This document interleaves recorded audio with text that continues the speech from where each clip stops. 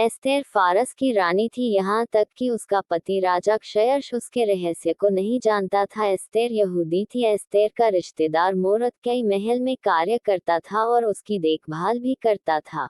राजा क्षयश के सलाहकार हामान ने एक बड़े इनाम को प्राप्त किया। वह बहुत घमंडी था। मोर्दकै के सिवा हर कोई उसके आगे सर झुकाते थे। हामान अपमानित हुआ। उसने मोर्दकै और सभी यहूदियों को मारने की प्रतिज्ञा की।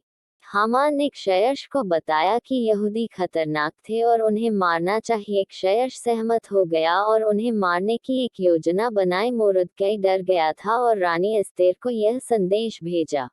राजा के मन को बदल मोर्दकै ने कहा, अगर मैं उसके निमंत्रण को बिना जाऊं तो वह मुझे भी मार देगा। एस्तेर ने जवाब दिया, शायद तू इसी पल के लिए रानी बनाई गई थी। मोर्दकै ने कहा।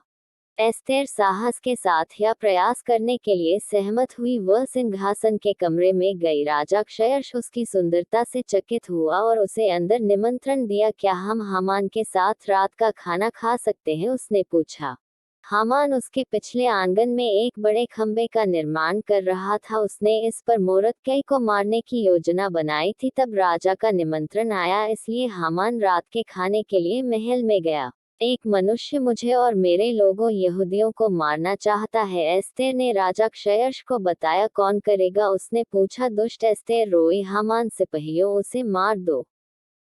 इस तरह हामान इस खंभे पर टांग दिया गया जो उसने मोर्दकै के लिए निर्माण किया था। एस्तेर के कारण यहूदी बचाए गए थे। उन्होंने एक बड़ा त्योहार मनाया जिसका वह आज तक भी जश्न मनाते हैं।